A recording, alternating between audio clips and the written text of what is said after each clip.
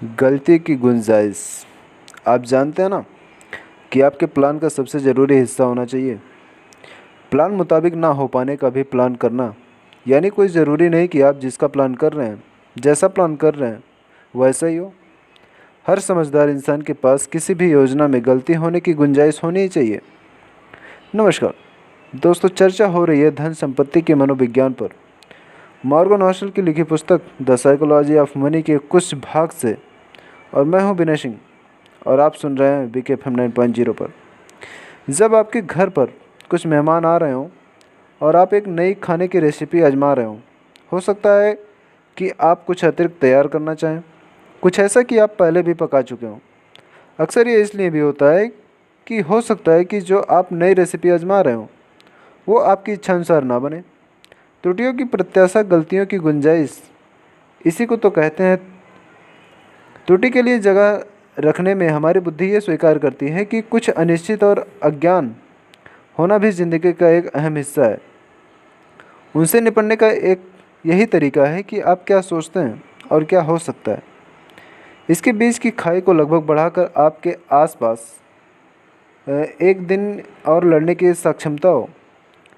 लेकिन लोग लगभग हर उस गलती में गुंजाइश को कम आंकते हैं जो वो तब करते हैं जब पैसा शामिल होता है। स्टॉक विश्लेषक अपने ग्राहकों को मूल्य का लक्ष्य देते हैं, मूल्य की सीमा नहीं। आर्थिक पूर्वानुमान लगाने वाले भी व्यापक संभावनाएं नहीं बताते, जबकि सटीक आंकड़ों के साथ चीज़ों की भविष्यवाणी करते हैं। जो पंडित अटल निश्चय के साथ बोलता है, उसके अनुयायी उस व्यक्ति की तुलना में ज़्यादा होंगे जो ये कहें कि हम निश्चित रूप से नहीं जान सकते। इसलिए शायद बेंजामिन ग्राहम को सुरक्षा का मार्च नामक एक सामान्य अवधारणा के लिए जाना जाता है। वो कहते हैं कि सुरक्षा के मार्जिन का उद्देश्य पूर्वानुमान को आवश्यक रूप से प्रस्तुत करता है। त्रुटियों की प्रत्याशा की सराहना नहीं की जा सकती, बल्कि इसे गलत समझा जाता है।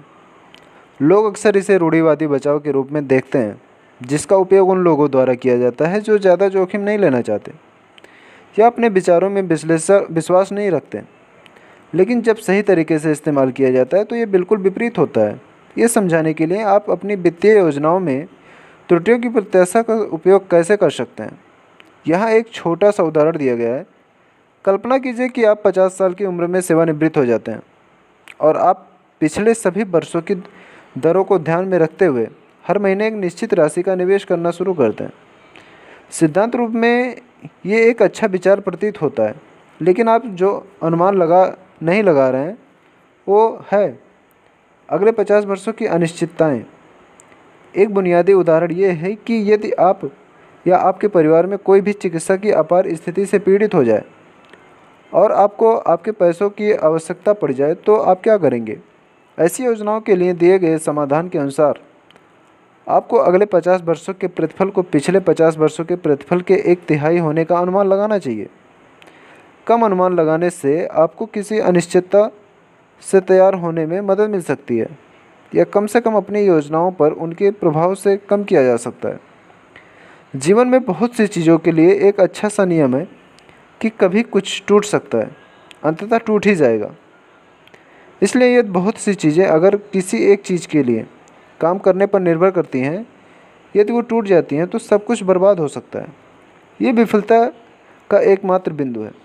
ऐसे में गलती की गुंजाइश आपके लिए अपने लक्ष्य का विस्तार करने की तरह है। ये सोच आपको परेशानियां और निराशा होने वाली घटनाओं से भी बचाता है, जिनकी आपने कभी कल्पना नहीं की होगी। अनुमान लगाइएगा कि यदि आप अपनी बचत का उपयोग कैसे करेंगे। ऐसा मानना होगा कि जैसे आपको पता है कि आपके भविष्य में क्या होने वाला है और आपके आने वाले दिनों में क्या खर्च होंगे। हम सभी जानते हैं कि ऐसा नहीं होगा। कुछ वित्तीय योजनाएं जो केवल जाने माने जोखिमों के लिए तैयार होती हैं, उनमें इतना मार्जिन हमेशा होता है कि वास्तविक दुनिया में सर्वाइव कर सकें। क्योंकि हर योजना का सबसे महत्वपूर्ण हिस्सा है कि आपकी योजना के अनुसार ना होने की योजना बनाना। चर्चा अभी बाकी है, सुनते रहिएगा BKFM 9.0 पर। धन्यवाद।